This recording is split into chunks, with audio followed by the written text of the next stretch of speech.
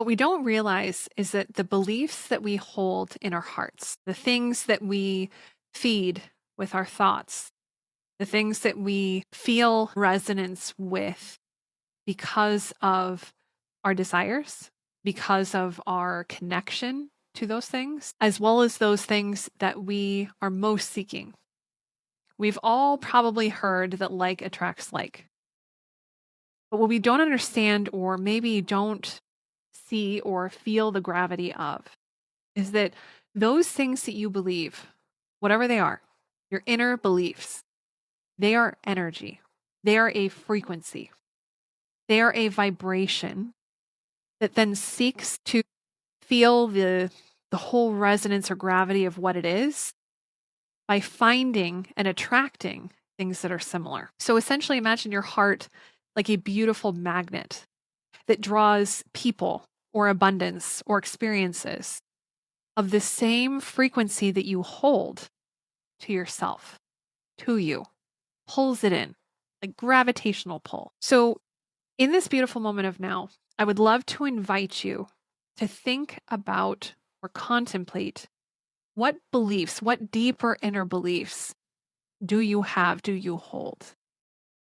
I've recently been going through a lot of life change, a ton. Like my entire life has changed probably 6 times over in the last 6 months. And I don't even say that lightly. And I think the one thing that has deeply moved me to a point where I never felt, I guess, that it was possible to see and understand is how powerful what you hold in your heart first paves the path for what you see in front of you.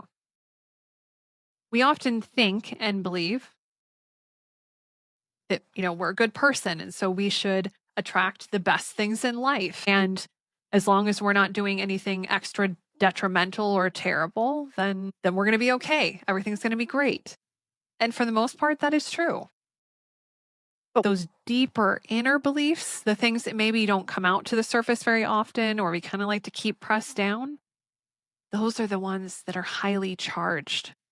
They're the ones that are deeply pulling that gravitational pull of things towards you. And I learned this about myself in taking a moment to do one thing. I invited myself to think about when my emotions, when were the moments, or what about certain things, certain people, certain interactions that triggered or ignited or set on fire my emotions.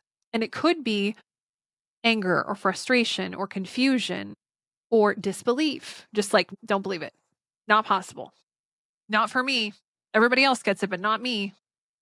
Insert thing here, right? And what I started to realize and actually live out is that I would deeply inquire through journaling and meditation and through my daily tarot practice, which is kind of my daily communion, really, with my guides, asking for assistance, asking for clarity, asking for guidance for the things that I set out to do when I incarnated into this lovely life experience. And what I quickly started to realize is that the things that were coming up that were irritating me or driving me nuts or that I couldn't make sense of were actually the deeper seated inner beliefs that were then attracting something very like it into my life experience repeatedly.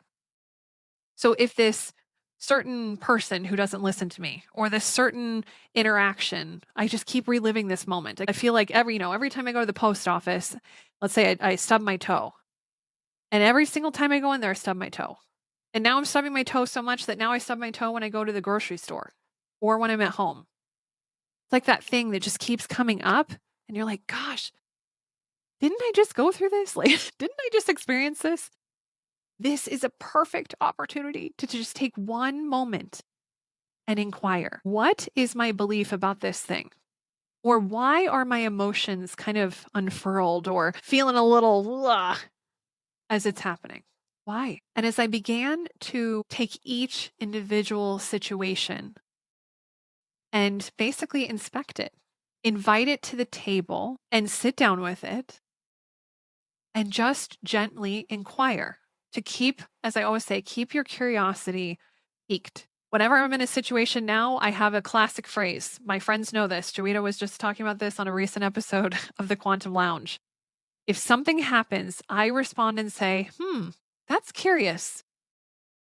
So I'm not labeling it like my ego wants me to do and then putting it into the mind. I am objectively allowing the emotion to be felt in a sense of, wow, like curious. Well, isn't this interesting? Like, oh, hello, it's you again. So allowing some of that energy to be dispelled, but to keep myself in the position of the observer, in the seat of the observer. This is coming up for me. I felt this recently. When did I feel this recently? Interesting. Same situation, same person, same underlying tone. Why does this keep coming up? I will share with you a truth I have learned. There is something within you. There's a deeper seated inner belief that is attracting this thing to you. So again, if you are noticing repetition, there is a message trying to be delivered to you. There's something that needs to be seen, heard, felt, and released. And in doing so, or replacing that belief, that's another possibility, right? So you can let it go or you can replace it with something else. In doing so, you free the energy. So this way you actually end up not really repelling these things, but you just don't attract them because they don't have anything within you that vibrates within you that is similar to their vibration or their frequency. And when I wrapped my mind around this concept, I'll give you a classic one that I feel like challenges a lot of us in many ways is like the news. I will be very honest with you right now. I do not watch the news anymore. I do not read the news. There are some who are like, oh my gosh, I couldn't do that. I need to know what's happening. But if I'm honest with myself, it's the same message over and over. It's just packaged differently. It looks differently. It's some sort of fear-based something or freak out something or something to get me rattled up because that's what causes the drama. That's what causes and perpetuates the need for it. Because imagine if there was nothing there, news wouldn't exist. So they need to exist. So it kind of perpetuates. But the reason I provide this example is that because I'm no longer entertaining those things, I actually don't experience those turmoil, extreme bouts of, emotion and things in my daily existence. I'm at the point now where I just don't because they don't reside within me. And there was a time that they did, and I would watch the news every morning or I'd listen to the, podcast news or whatever it was every 3 hours telling me what's happening. And that was really stressful. I will admit, I felt kind of on edge. And the bizarre thing is that the random places where suddenly I'll see a bit of news or something, I actually laugh now because I'm like, didn't I just read that 6 months ago? It's like, this is weird, right? It's like, here it comes again. But the reason I'm using this as an example is that there are things that we don't realize we are attracting to ourselves because we are holding them in our inner belief system, in our hearts. So allow this video, this message, to be an invitation to look at the things that might be heightening your emotions in good ways and bad, right? If you will.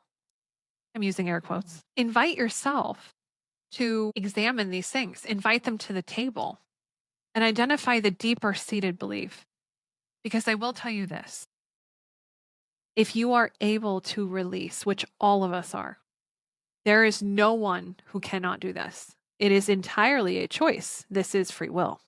So you must choose this. But if you choose to release the belief that is keeping this vibration inside of you alive, that you are feeding basically with your thoughts, if you release it and choose to release it, vibrationally, it is gone instantly because you are a creator. The trick is that if you continue to go back and think about it, you continue to speculate. Is it gone? Do I feel it? Do I still feel the same or do I feel different? We start trying to suss out where it's at instead of knowing we are completely 100% in a different mindset and it is gone because I said it's gone and so it is. And then walking that path with it gone, it will never return until you choose, if you choose for it to return. This is all correlated with the choices, the law of free will. So if you choose for it to no longer exist, it shall not. And so it is. So again, I will invite you, allow this to be an invitation. What if we believed that things were good? What if we believed that we attract incredible, magical, dreamy things?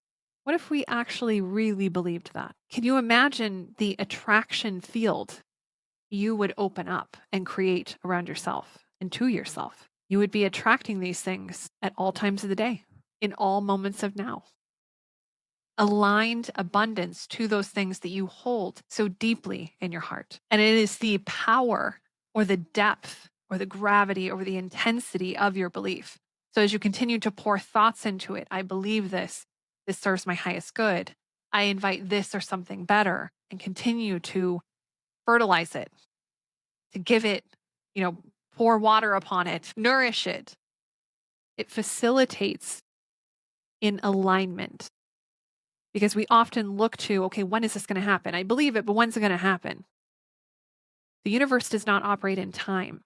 It operates in alignment. So remember, if we know, my guides share this all the time. If we know that when we change a belief, it is done. It is, literally it's done. And we stand in the light, in the vibrational light that we have now ascended to. It's the alignment that makes it happen. So it is entirely possible that you change that belief and almost instantly that thing comes into your existence, because this is how the universe works. The only limitation is your own mind and what you believe. So I invite you to participate in the comment section. What is one belief that you are releasing right now? What is one belief that you are inviting into your gorgeous, beautiful heart? Declare it. Declare it now. Or with me here in this gorgeous moment of now as you're listening to this. Declare it as such, and it is so.